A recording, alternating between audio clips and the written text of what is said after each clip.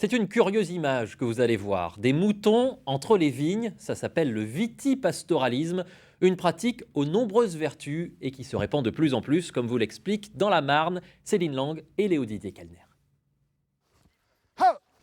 N'est pas berger qui veut. D'ailleurs, le métier de Guillaume et Maxime Arlin, c'est plutôt de faire du champagne. Mais en 2021, ils ont eu envie de mettre une vingtaine de ces moutons d'Ouessant dans leurs vignes, une partie de l'année.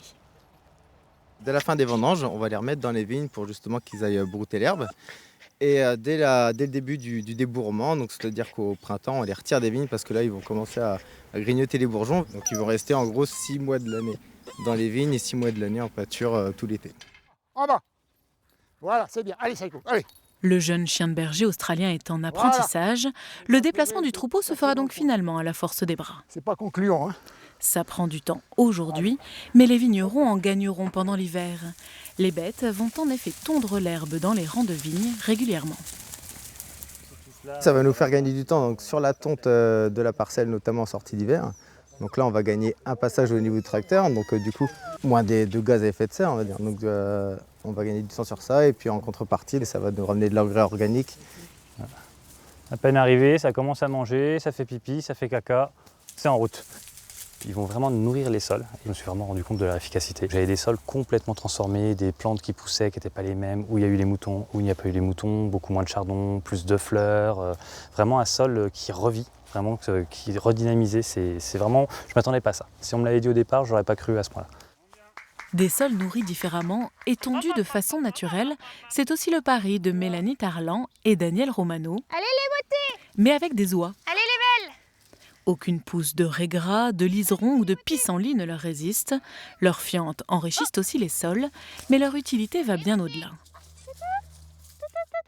Pour toutes les personnes du village, c'est une curiosité et on est devenu la rue des oies. Et c'est des intérêts finalement qui permettent de rediscuter de comment on travaille la vigne, de comment les saisons ont des impacts sur qu'est-ce qui pousse spontanément dans nos rangs de vignes et comment le vigneron contribue à tout ça. En fait, les oies vont attirer d'autres oiseaux. Elles attirent d'autres oiseaux parce qu'elles montrent aux autres où se trouve le point d'eau, parce qu'elles donnent des petites plumes qui vont aider à faire des nids. Forcément, ça va attirer les renards, ça va attirer aussi les prédateurs. Mais en fait, voilà, c'est un ensemble de biodiversité qui, finalement, avec l'arrêt des fermes dans les villages, a quasiment disparu. Réintroduire les animaux dans la viticulture, c'est donc prendre soin de l'eau dans le paysage, mais aussi des habitats. Guillaume et Maxime Arlin ont replanté des arbres à la place des pieds de vigne morts, pour les oiseaux, les insectes, les chauves-souris, pour un écosystème plus efficace. Ici, on est sur des sols d'argile, on va avoir des vins beaucoup plus gourmands que juste en bas, en dessous, on est sur du sable avec des vins beaucoup plus frais. Et ça, la différence, on l'a d'autant plus si les sols sont travaillés, s'il y a plus de vie autour, parce que les racines vont aller chercher ce goût finalement dans les sols et on va le retrouver dans le vin. Un champagne qui a le goût de biodiversité, ou tout du moins le goût du terroir qu'il a élevé, c'est bien aussi l'enjeu du vitipastoralisme, pour que l'homme, l'animal et la plante forment un tout dans le respect de l'environnement.